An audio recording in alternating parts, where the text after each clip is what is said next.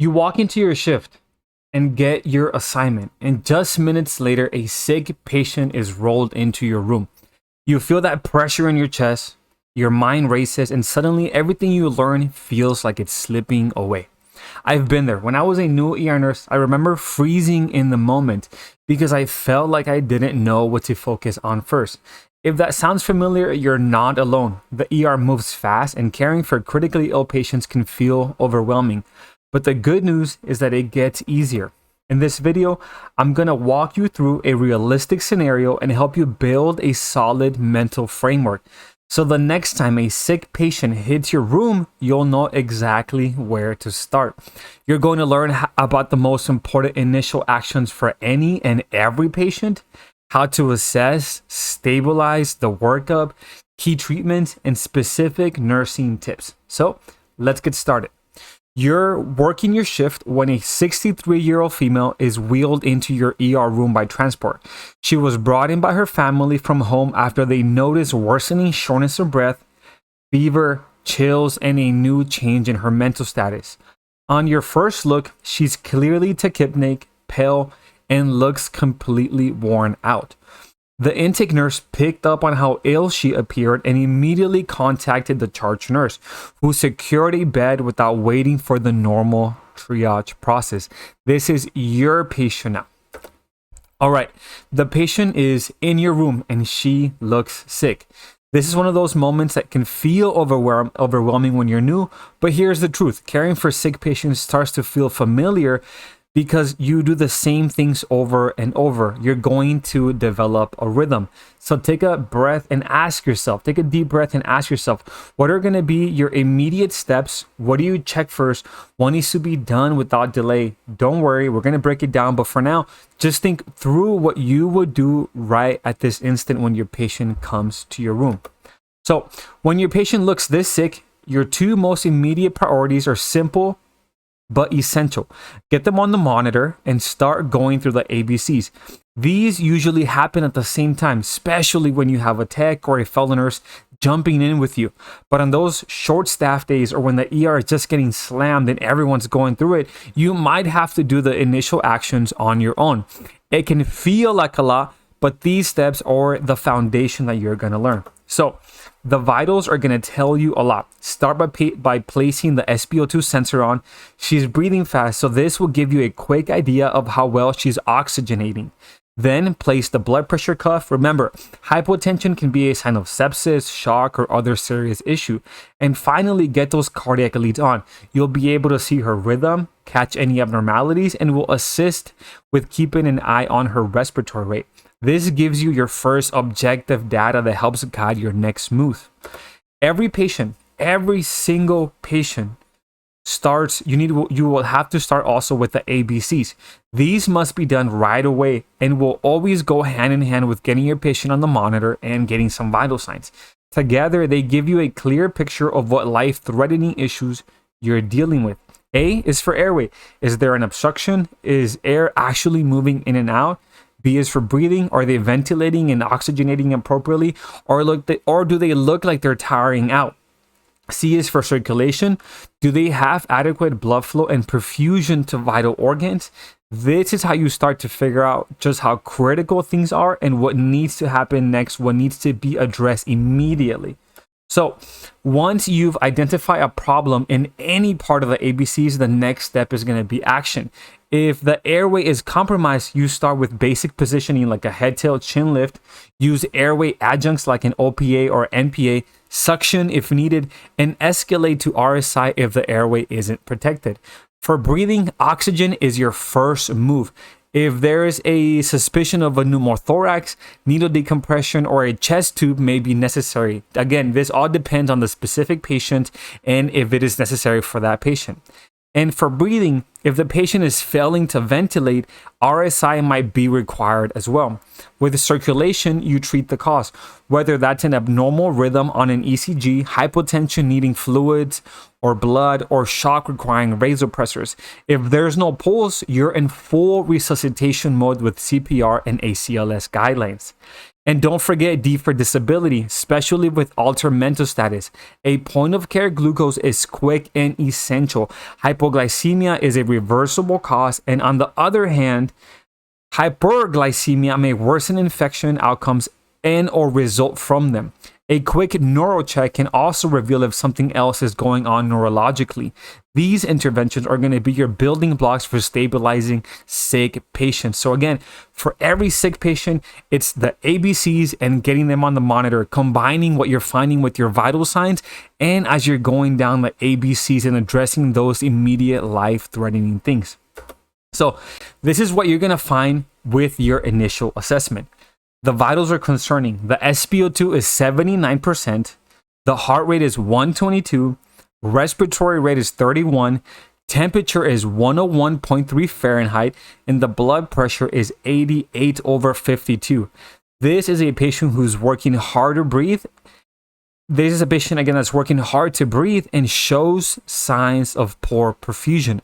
Her airway is intact for now, but given her altered mental status and fatigue, you're keeping a close eye on it. With breathing, she's clearly tachypnic and breath sounds are diminished at the bases.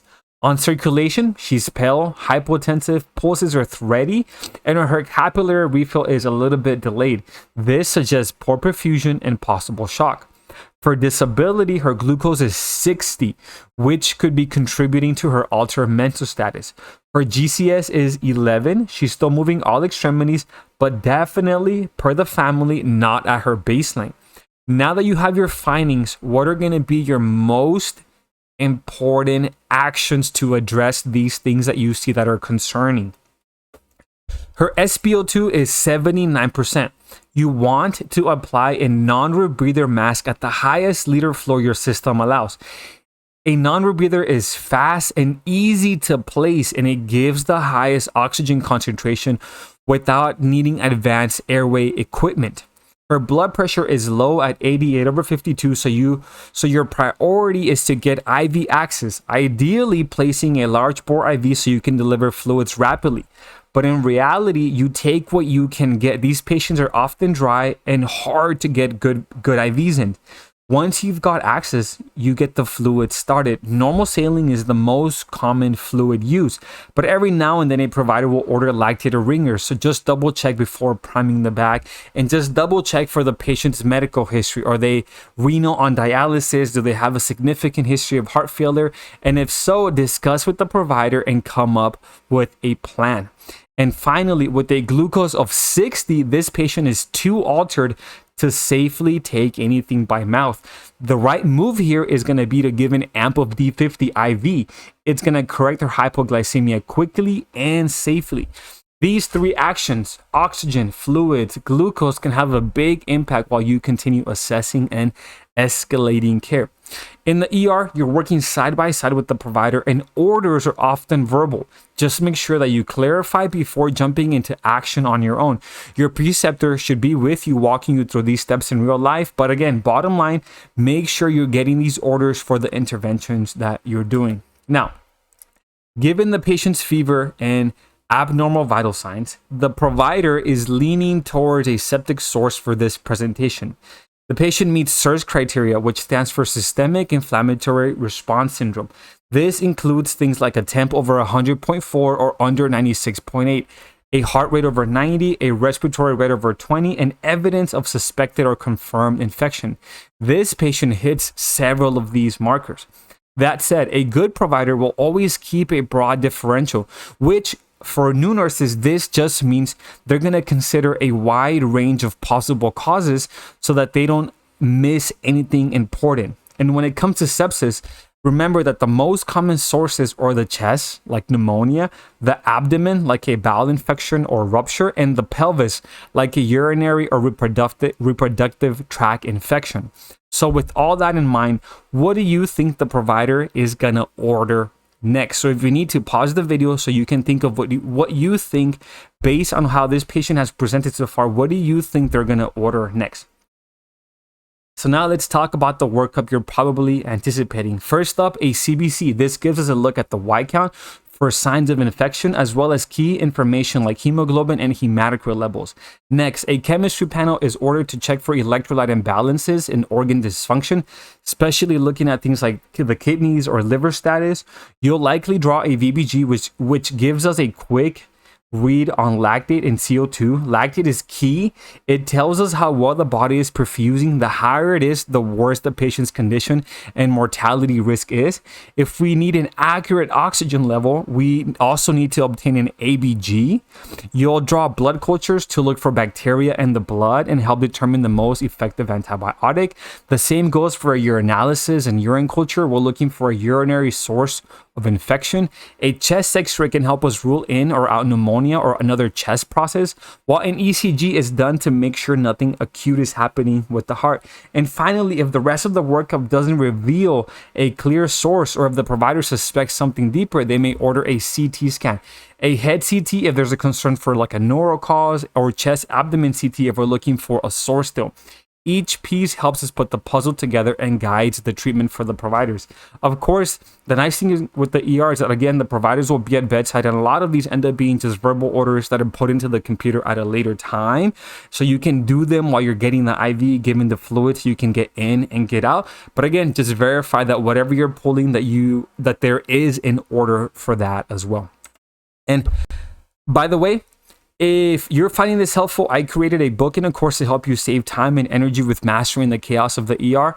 They're packed with everything you need, including emergency fundamentals, practice questions, real scenarios, charting essentials, and practical tips to help you feel confident and prepared in the ER. You'll find the links in the pinned comment and description below. Now, back to the general treatment. As soon as the diagnosis is made, or even when there is a high suspicion of an infection being present, antibiotics need to be administered. Start off with broad spectrum antibiotics, then more targeted towards the potential source. Then when the results of the cultures come back, the antibiotics will be specific towards the offending agent.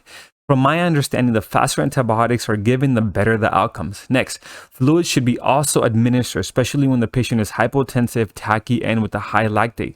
Typically, normal saline or LR are preferred. Usually, initially, it is 30 mLs per kilogram in adults and 20 mLs per kg in pediatric patients.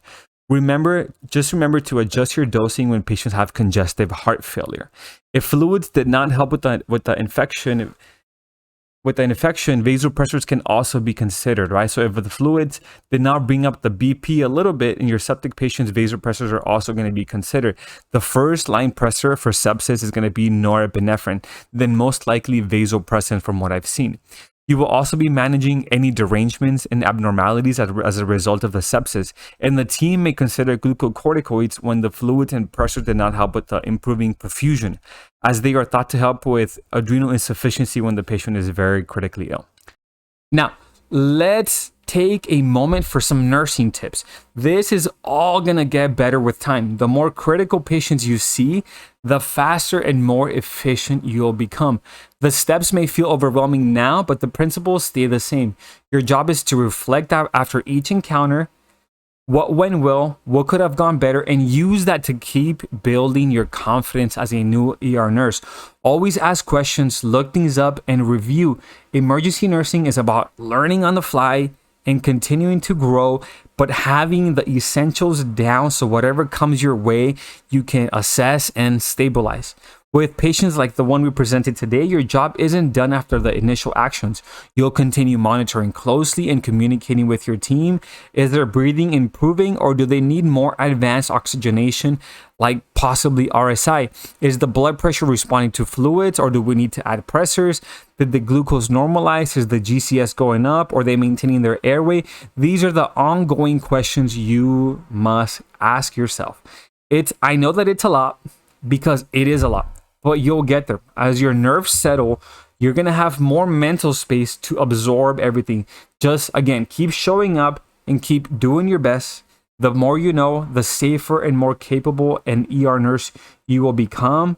But again, your job is to always ask questions, look things up, and review, and take it day by day. And little by little, you're going to grow and become the best ER nurse that you can be. And as always, teamwork makes the dream work. And here at Emergency Chaos, we are proactive, not reactive.